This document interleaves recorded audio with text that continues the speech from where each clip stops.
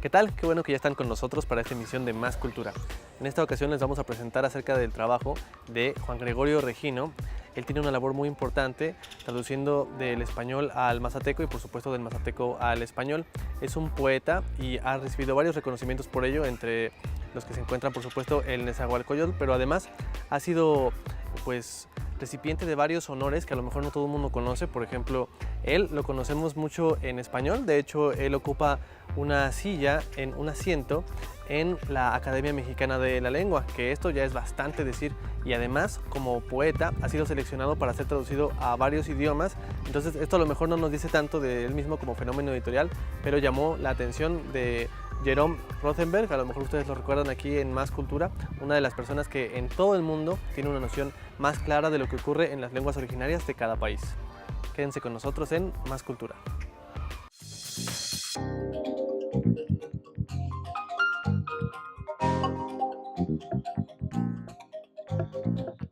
Mejeri anga rutanima.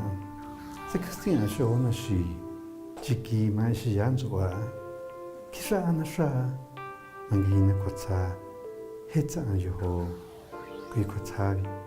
Mejeri an. Kui kotsavi. Kainatani inka makina que costilla. Me dejo querer en mazateco. Levanto la falda del cerro. Sus senos endulzan en mi boca. Abro sus venas. Me baña el placer, la penetro, estoy adentro, gozo de pasión, grito. Me quiere, es un amor extraño, difícil de entender en castellano.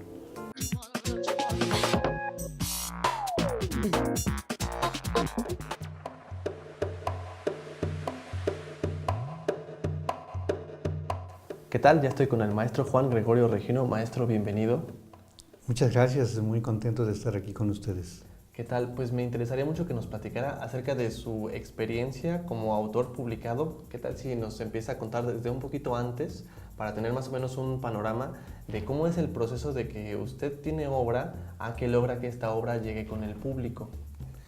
Bueno, yo creo que primero hay el acto creativo, el acto de crear, el acto de hacer poesía, el acto de hacer narrativa. Pensar en un destinatario.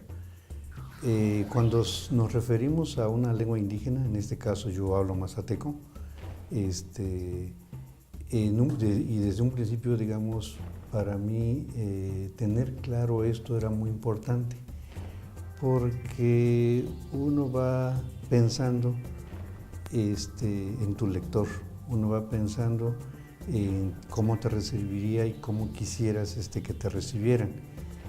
En el caso, digamos, de un escritor como yo, bilingüe, mazateco-español, es, digamos, doble el proyecto, es doble el reto, porque tienes que pensar en esa población mazateca que la mayoría, digamos, no lee ni escribe la escritura alfabética. Y por otro lado, digamos, tienes a una población hablante del español que también no está así como que súper entusiasmada y que esté, digamos, sedienta de literatura. O sea que hay que tener en mente ambos panoramas, pero en realidad en ninguno de los dos panoramas está fácil. En ninguno de los dos, y creo que, bueno, eso nos lleva a ver el asunto de la lectura hoy en día, ¿no? Que está, pues yo digo que en crisis, ¿no? Aún habiendo tanta producción literaria, nos encontramos con que no tenemos lectores. Eso, digamos, es un asunto que siempre tenemos que tener presente, porque eso también condiciona el tipo de material que quieres hacer, el tiraje que quieres proyectar, dónde lo vas a colocar, y una serie, digamos, de estrategias para poder llegar a ese público meta, ¿no? Que nos fijamos. Me gustaría saber qué tan distinto es ese proceso en comparación con cualquier otro poeta que únicamente compusiera en español. ¿Es más fácil? ¿Es más difícil? ¿Hay otros ingredientes en este proceso? Es doble el reto, es doble la responsabilidad, porque también implica no solamente el proceso de publicar, sino también de generar una infraestructura editorial independiente. Los escritores indígenas contamos con publicaciones institucionales. La mayor parte de lo que nosotros nos publican es a través de las instituciones. La iniciativa privada, digamos, no se ha ocupado de publicar literatura indígena. Entonces también eso creo que es un aspecto importante. Nosotros tenemos que ir creando esa infraestructura, creando ese interés, digamos, de las instituciones y de las editoriales privadas para que nos publiquen. Me supongo que a un escritor, digamos, no indígena, no bilingüe, tiene otras posibilidades, tiene otros campos, hay, digamos, la infraestructura, digamos, que existe en la sociedad, en el gobierno, en las empresas, está pensada para un sector monolingüe. Y me supongo que también ahí hay una serie de criterios que deben de pasar y que de repente no son tan sencillos, pero que supongo que tiene igual un grado de complejidad, sobre todo cuando eres un escritor nuevo, cuando eres un escritor que no es conocido. Y lo otro es también, si eres un escritor indígena, como que lo indígena no está posicionado, digamos, ¿no?, en el mercado, no resulta económicamente atractivo. Entonces, además, digamos, de que creo que en el fondo también persiste un enfoque o una mirada discriminatoria, ¿no? Mucha gente no concibe que haya escritores, poetas, narradores indígenas.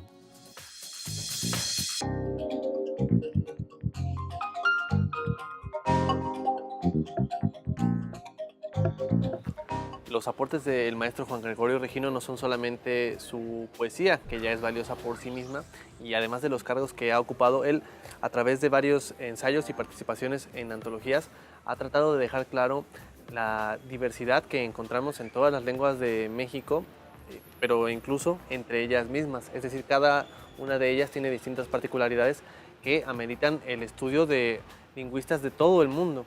¿Por qué? Porque no es que tengamos dentro de una variante, así como tenemos el español, el italiano, el francés, que todas vienen de un lugar. En México no es el caso para casi ninguna de nuestras lenguas, es decir, entre sí encontramos que tienen poco en común en términos de gramática, de estructura, pero sobre todo de imágenes, de riqueza cultural, y la labor del maestro Juan Gregorio ha sido tratar de dejarnos alguna especie de inventario, por llamarle de alguna manera, pero sobre todo buenas nociones para que nosotros mismos podamos percibir esta riqueza.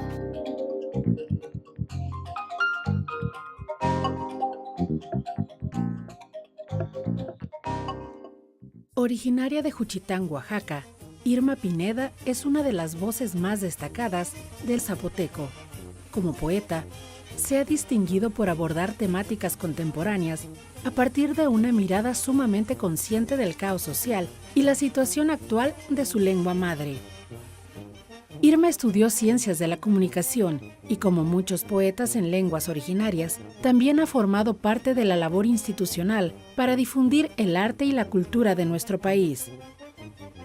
Además de poeta, Irma Pineda es también traductora, y no solamente de su propia obra, como es el caso de muchos otros poetas en lenguas mexicanas.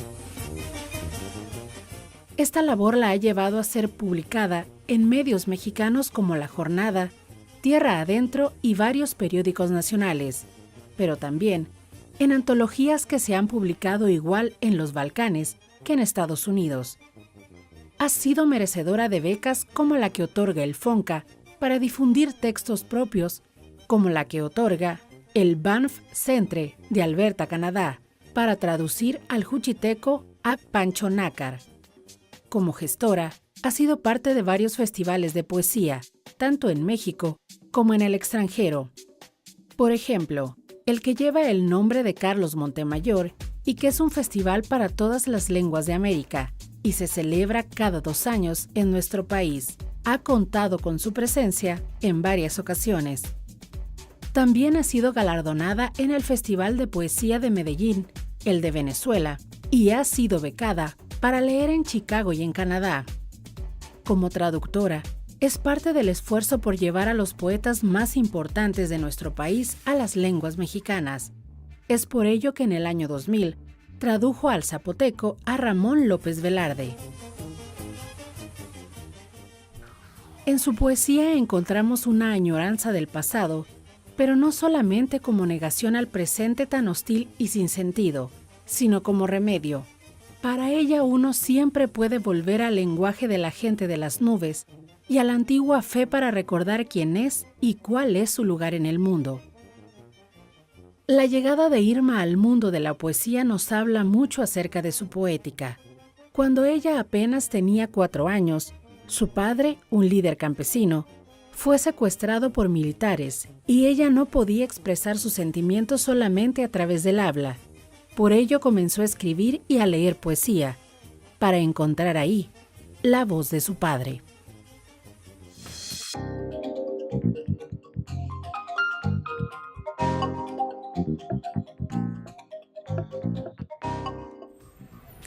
Cuando hablamos de poetas en lenguas indígenas, es usual que ellos, en su mismo proceso de desarrollo, alcancen un punto, gracias a la calidad de su trabajo, a su fama, en el que ellos mismos se vuelven una especie de, ya sea filtro o plataforma para otros escritores en esa misma lengua que sean conocidos a través de recomendaciones, de traducciones, pero podríamos decir que esto es un proceso que ocurre de forma hasta cierto punto arbitraria.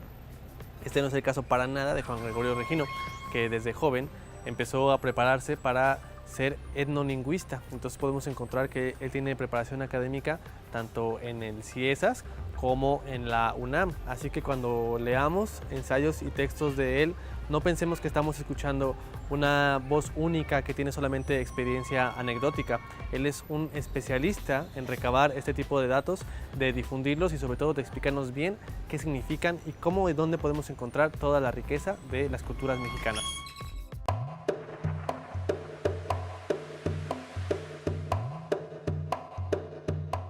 La sociedad actual desafortunadamente piensa que lo indígena es el pasado. Sí, que es una tradición estática, ¿no? O que se quedó en el pasado y todo el mundo admira y quiere y goza, digamos, con los clásicos, ¿no? Chilambalán, el Popol Vuh, digamos, en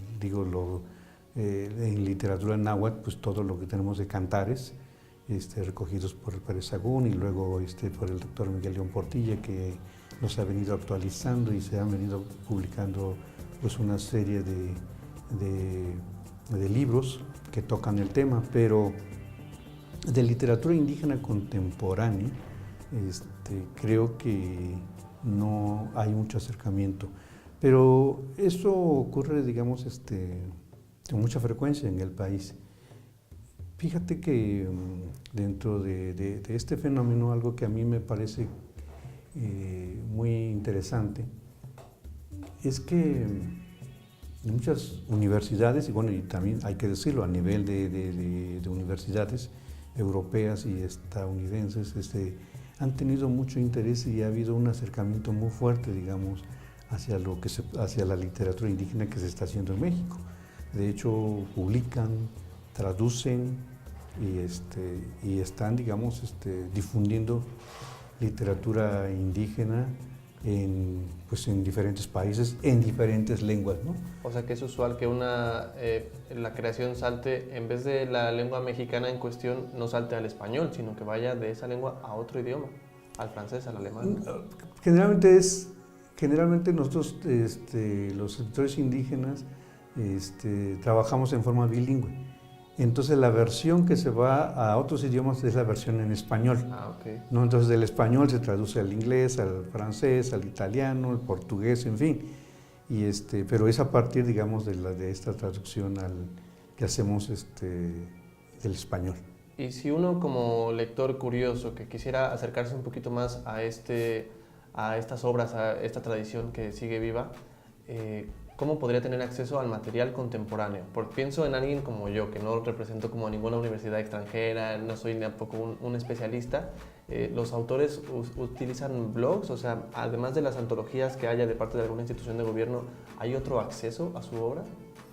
Yo creo que las instituciones de cultura somos los que de alguna forma hemos estado difundiendo, publicando y en nuestras plataformas existe información al respecto, pero yo creo que no es no lo suficiente, ¿no? Y cuando también vemos que la consulta, digamos, de estos materiales no es generalizada, o sea, como que está muy restringida a investigadores, a estudiantes, a especialistas, digamos, son quienes lo consultan, ¿no? Pero no ha trascendido más allá de eso, ¿no? Creo que eso es un reto muy importante que tenemos, de trascender, digamos, lo que se está publicando, lo que se está dando a conocer para un público pues mucho más abierto, más general, pues. Ahora me gustaría preguntarle acerca de, yo tengo entendido, ahí usted me corregirá, que en lo que uno entiende usualmente es que la oralidad para la poesía mexicana que no está en español juega un papel importantísimo y la escritura, ya el hecho de ponerlo en texto, es algo más bien secundario. Quisiera saber si eso ha cambiado, si es verdad primero, y si ha cambiado en los últimos tiempos, porque yo me imagino que cualquier otro poeta a lo mejor tendría más en mente como componer pensando en cantar, pensando en el sonido que tiene y ya a partir de ahí cómo está en el papel, pensando que es solamente el instrumento para que alguien más lo lea, lo cante, lo diga. ¿Este es el caso? Es muy importante la oralidad entre las culturas indígenas. Tan importante es que ha generado un concepto que le hemos denominado oralitura, ¿no? Entonces eso habla pues de la importancia que tiene, de la vigencia que tiene, del proceso ininterrumpido también que ha tenido, ¿no? O sea, es algo que traemos desde épocas ancestrales y que hoy en día sigue vigente en las comunidades. De hecho, no se concibe, digamos, el acto creativo sin la oralidad, acompañada de música, de danzas, de una representación escénica, es decir, de un todo, ¿no? Muy diferente, digamos, a como lo vemos occidentalmente, es decir, nosotros plasmamos en un libro y el libro es el que tiene una misión, digamos, ¿no? En este caso, en las comunidades la oralidad es más fuerte y es la que de alguna forma no suple, digamos, al libro, sino que cada quien tiene, digamos, lo acompaña, ámbitos diferentes y funciones diferentes, porque el libro nos funciona fuera de la comunidad, pero dentro de la comunidad el libro no tiene ese peso, no tiene esa función que nosotros quisiéramos, porque pertenece a otra tradición, digamos, ¿no? Y la tradición literaria en las comunidades es en absoluto oral, es sagrado, es elitista, va acompañado, digamos, de procesos chamánicos, rituales, y cumple fines, digamos, sagrados. O sea, sus funciones se exceden por completo a las del libro. Son diferentes,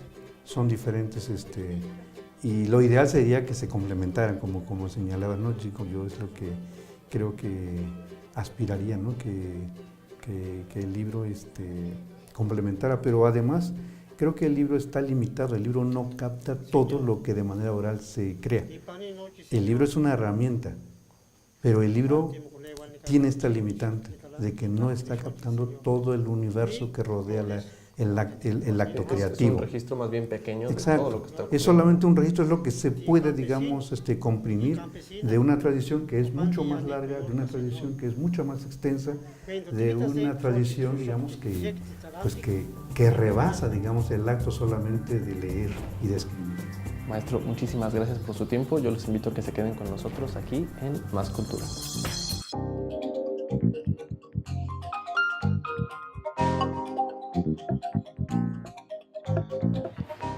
Surtidor de sangre, mujer de piedra, obsesiones de agua, auroras musicales, caminos de polvo casi siempre secos, los cuatro rumbos también arriba, abajo, para levantar al mundo y el cielo. Compañera de jade, tu sexo verde bosque, con lunas y espejos vivos, cascada fragante de estrellas, la luz de arena que sale del mar, arco de lluvia y espiga escrita. Mujer tallo de flechas y ombligo, cabalgas en alas del relámpago, y la luna mira los árboles en la noche, en los pájaros con lluvia de cantos. Hembra con tallo de agua, Las espinas siempre tienen rosas por cada guijarro que socava la noche. Caminar en la sombra verde de censontles entre el fuego gastado por las piedras, de flores, de flores, de flores. Juan Hernández Ramírez, originario de Colatlán, Veracruz, probablemente sea el poeta mexicano más importante en lengua náhuatl. Ganador de los premios nacionales y continentales más importantes que se dan a los creadores en lenguas amerindias, él ha escrito una obra que es una colisión de lenguajes.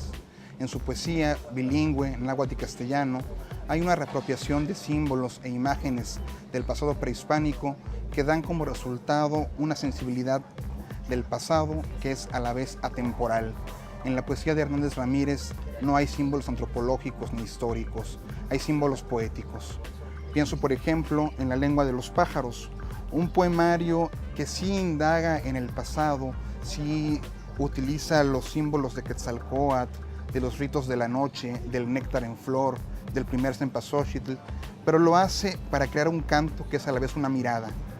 La mirada del hombre que sabe que las aves son un recordatorio de la eternidad y que la piedra es un recordatorio de que los muertos también nos recuerdan. Pienso también en Tlaxictli, Ombligo de la Tierra, un libro que bien podríamos llamar una especie de ars poética de la sensibilidad erótica prehispánica. Aquí el poeta se sirve del lenguaje del jaguar y de la madera para crear una complicidad con el deseo y para hacer la base de un canto a la mujer. Un canto profundo como una herida que no cierra y un canto que está fundado, como decía, en símbolos del pasado, pero que están utilizados de una manera en que cada uno tiene un nuevo sentido mediante el deseo. En Tlaxictli, la luz, la flor, es un recordatorio de la luz y de la flor o del dolor mismo. Aquí, si yo tuviera que elegir un ejemplo de la vitalidad de la poesía en lengua náhuatl, sin duda elegiría Tlaxictli, porque estamos hablando de un poemario de sensibilidad atemporal y de símbolos claramente identificables con una lengua que aún no aprendemos a leer del todo, y cuando digo leer quiero decir también leer entre líneas.